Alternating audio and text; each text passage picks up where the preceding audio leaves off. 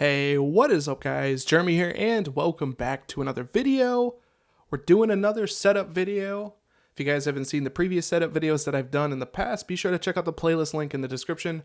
And I also recently did a top 5 best setups video, so be sure to check that out as well. That video can be found in the playlist also. But I will be doing this video a little bit different than I've done them in the past. I'm not going to spend as much time going as in depth as I have. I just think it gets kind of boring when I'm showing every little setting and every single tweak that I'm using. I just want to give you guys the core tweaks, so just the few that I'm using to really get this look on your device. So that's basically what I'm going to be aiming for with this video. Also, I will have a ton of stuff listed down in the description of tweaks that I'm using. And then I'll also give you guys a summary of the tweak and what I'm using it for in case you guys are curious. So just be sure to check out the description. There's going to be a lot more details of this setup in the description. So like I said, I'm going to keep this real basic and simple for you to get this look on your device or to get this setup on your device. So first off, the theme I'm using is called Mint. It's a newer theme and I've honestly been in love with it since I found it. I absolutely love the the style of the icons that comes with Mint. It's also being updated all the time. It was just recently updated. It changed some of my icons that weren't themed, so the developer is actively, adding more icons to it, which is really awesome. I also do have this mismatched or mix-matched with other themes slightly within Anemone. So if some of these icons look, like they might be from a different theme, some of them actually are, just because I like having all of my icons themed, but I would say 99% of all these icons are actually from Mint. And also, along with Mint, I'm using an icon effect within Anemone as well. And the icon effect is from the theme Omega. Like I said, I'll leave the exact details in the description, but that's the theme and the icon effect I am using. For the widget on the home screen, as you guys are seeing here, I absolutely love this widget. At the top of the widget, you have the date, the time, and then also at the bottom, you have the battery percentage with the black bar down there. And I absolutely love this widget. It is the EW15 iWidget.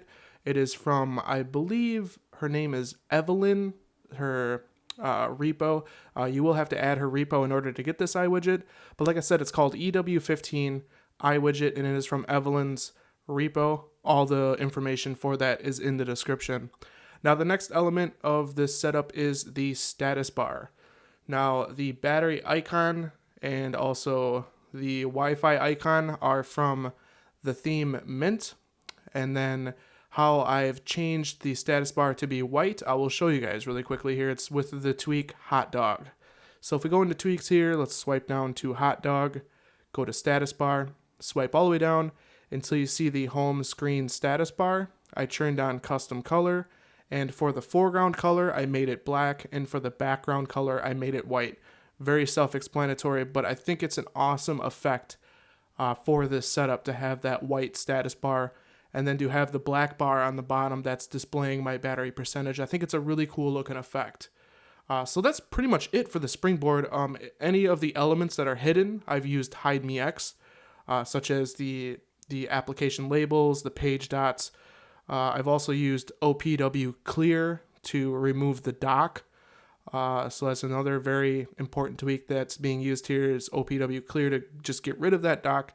Now the next biggest part of this setup is the lock screen. It goes really, really well, I think, with the whole setup. So here is the lock screen, and I think it looks absolutely awesome. So I am using Lock Plus, and the theme from Lock Plus that I'm using is called Dreamland. And then within the settings for Lock Plus, I have turned off the wallpaper so that I can use a different tweak to give that transparent effect. Now do keep in mind, the tweak that I'm using is called LockShot, and it will basically make your lock screen transparent. So let's swipe down to LockShot. I am using type 2 blur type. I've turned down the blur radius just slightly. It's at 0.8 something. The tint color is pretty much just transparent. And that's pretty much the setup for LockShot. Now, one thing about LockShot, let's just go into my photos here really quickly, and let's open up this photo. So if I were to go ahead and lock my device now, LockShot, like I said, makes your lock screen transparent and adds a blur effect. So wherever you leave off in your device, you will be able to see that. So if we go into settings, some applications don't look as good to do this, such as settings. So let's go ahead and lock my device again to show you what it looks like. See right there, it just does not look good. So wherever you leave off in your device, it does kind of matter what your lock screen is going to look like. For the most part, I just remember to click my home button and lock my device at my home screen, or the first page on my springboard at least, to give it that really nice looking effect. So I mentioned the Lock Plus theme. I mentioned the tweak to make my lock screen transparent.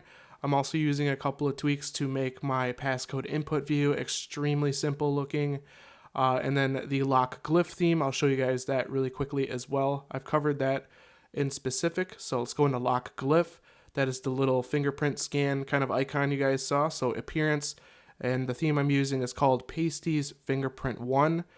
You will have to add a repo to get that if you want to use it with your LockGlyph tweak. So I'll leave all that information in the description. So that is for that. And then for the passcode input view, I am using simple passcode buttons. I am using button style hide letters. And then I am using also SleekCode.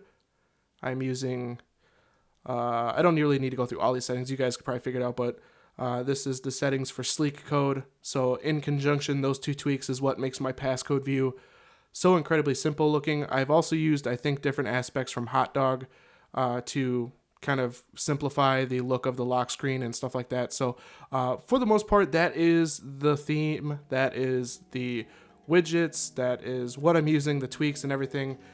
So like I said, guys, if you are wondering about a different tweak or anything like that, I'll have a huge long list in the description. But that's pretty much it for this video, guys. I hope you guys enjoyed this setup. I think it's super dope.